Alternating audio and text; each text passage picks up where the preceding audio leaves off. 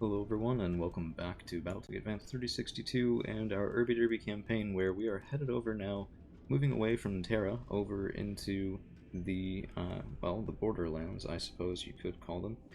We are going to be working for a new employer, so stay around and see later on this week who that's going to be. First, though, we're working on rebuilding an Atlas 7S. This is a standard configuration right from the factory.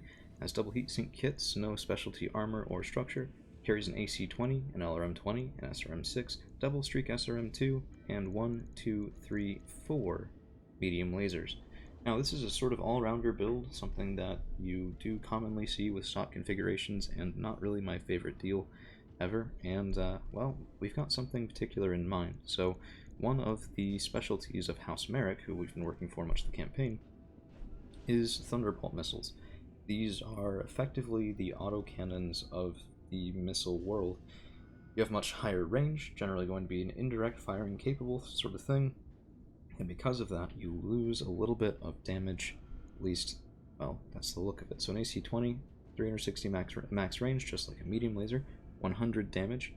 The Thunderbolt 15 has 80 damage, 40 stab damage, which is, I think, a little bit higher than the AC-20, and only takes 11 tons with a range of 780 meters.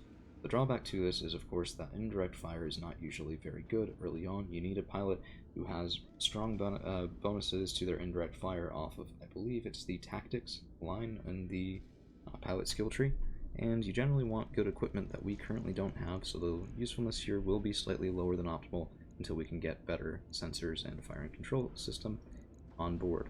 So with that out of the way, we're going to go ahead and get rid of all of our AC-20 equipment. We're going to get rid of the LRM-20 and the SRM-6. I'm not a big fan of having such mixed missile systems. I think it's a little bit easier in terms of figuring out what role something's supposed to fill if you have a more unified design.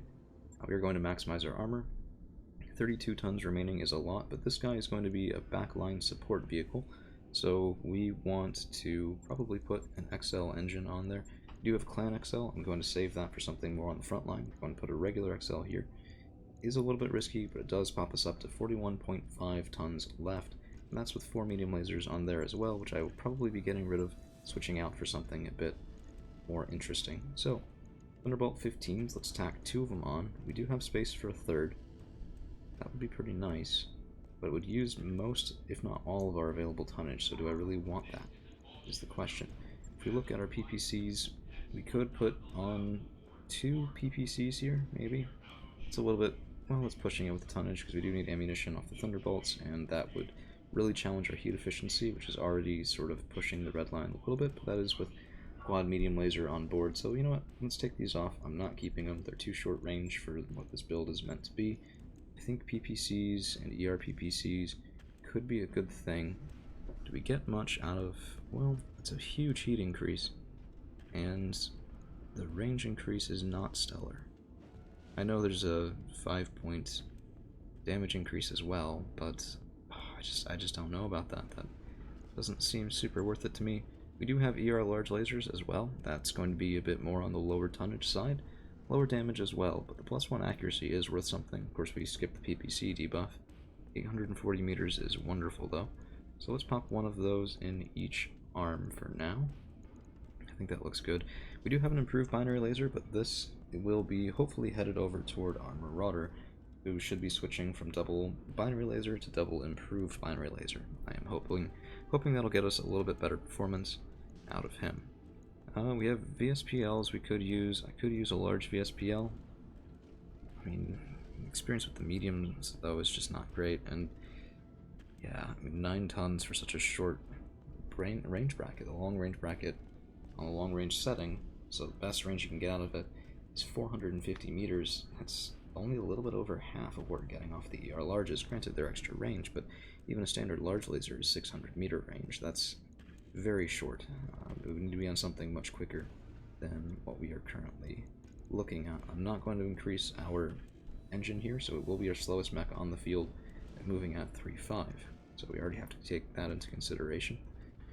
I think, so another option would be, we could use some of these Thunderbolt 5s They're much lower tonnage, much lower damage, but more shots taken I think wouldn't be the worst idea. So let's stack 2 of those on there.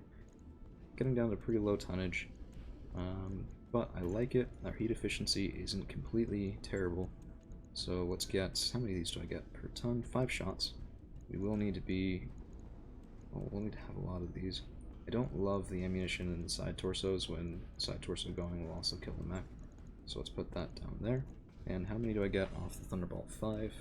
16 shots? Okay, so one of these gives me 8 volleys off the Thunderbolt 5s. But I still need a little bit more ammunition off the Thunderbolt 15s because, I mean, 10 rounds is 5 volleys. It's way too low. We really need to be double that to have effective sustained fire capabilities using all of our Thunderbolt 15 ammunition. And where do we put the other one? So we can do it in the CT. I mean, here's the thing. So you never want to put ammunition in the CT because if that goes through, you're toast. On the other hand, it is way more heavily armored than either of our side torsos. And I think I do have case. I could actually, well, let's take a look at this. So if I put all of the ammunition here, we have 16 volleys off the Thunderbolt 5s. We have, let's see, 10 volleys off the Thunderbolt 15s. Let's go to our internals. And is it here? I never quite remember that. Ah, case 2. Good. So it's 1 ton, but it reduces explosion damage to 3 points. So if we get structure exposed here, a 3-point damage explosion will not kill our mech. That is important. We do also have the free slots, I believe, available for Ferrofibrous. Gives us 3 additional tons to work with, although we only have 1 free slot now. That is a little bit of a challenge, but what we can do is take a look at cockpit mods. This really doesn't get us much because we're not going to be firing a single weapon. However, the targeting of specific hit locations would be pretty nice. Having a command console on here would be good as well to increase the initiative and the lance accuracy with indirect fire. That would be very, very nice to have with us. Okay, well, let's put that in, because I want that. This is, I believe, mutually exclusive with the FCS Advanced TC, but that's okay. So yeah, we're gonna go with the command console here. Wait, why is that so light? Oh, right, the default tonnage is 1, total tonnage of 4 is actually a net tonnage of 3. So we're okay here. We're going to be able to fire our missiles without building any heat. In fact, even on hot biomes, we should sink a little bit of heat there, which will allow us to use our direct fire support relatively reliably. I like this build. Is it perfect? No. Is it acceptable? I think it's acceptable. So we'll call it there. Thank you all for hanging around. You'll see this one fielded in our next mission, so look forward to that. And we'll catch you again real soon.